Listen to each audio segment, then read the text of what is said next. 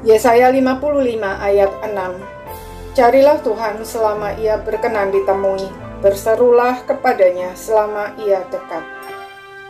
Banyak orang merasa yakin bahwa dirinya sedang mencari Tuhan.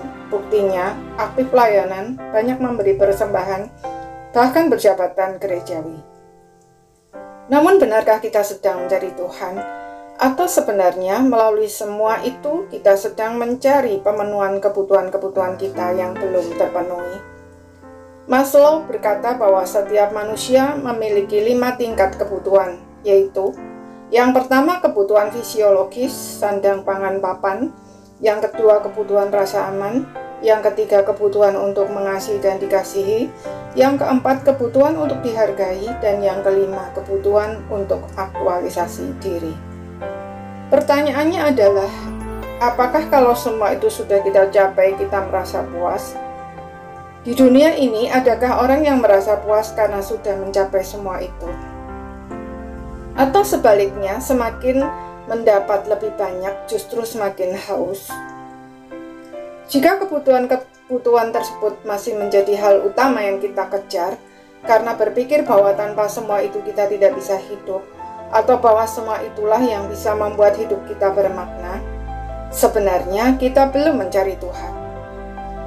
Jadi masalahnya bukan apakah kita sudah memiliki semua itu atau apa yang sedang kita kerjakan, melainkan apakah semua itu masih menjadi fokus yang kita kejar dan menjadikannya sumber rasa puas kita.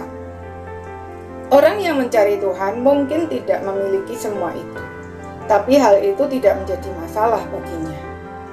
Atau sebaliknya, memiliki semua itu secara berlimpah, tetapi tidak menjadikan semua itu sebagai fokus hidup dan kebanggaannya, sehingga kalau tiba-tiba hilang lalu merasa semua sudah berakhir.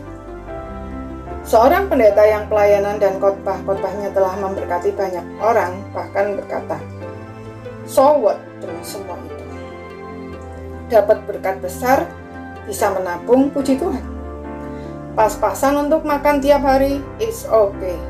Yang penting saya sudah mengerjakan bagian saya dengan baik dan benar, serta bertanggung jawab. Rasa aman ada di dalam Tuhan. Situasi bagaimanapun tetap ada Tuhan, bukan? Kebutuhan mengasihi dan dikasihi. Kasih Tuhan lebih dari cukup, dan Dia selalu menyediakan orang-orang untuk dikasihi.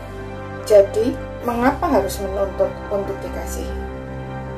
Kebutuhan untuk dihargai, kebutuhan untuk aktualisasi diri.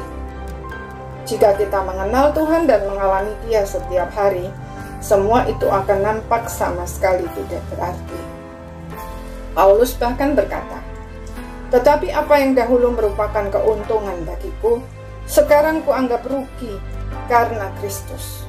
Malahan segala sesuatu kuanggap rugi, karena pengenalan akan Kristus Yesus Tuhanku lebih mulia daripada semuanya.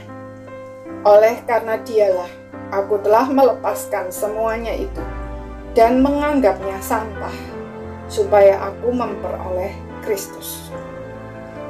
Orang yang mencari Tuhan akan mendapat semuanya, tetapi orang yang menjadikan semua yang bukan Tuhan menjadi fokus pencariannya akan kehilangan semuanya.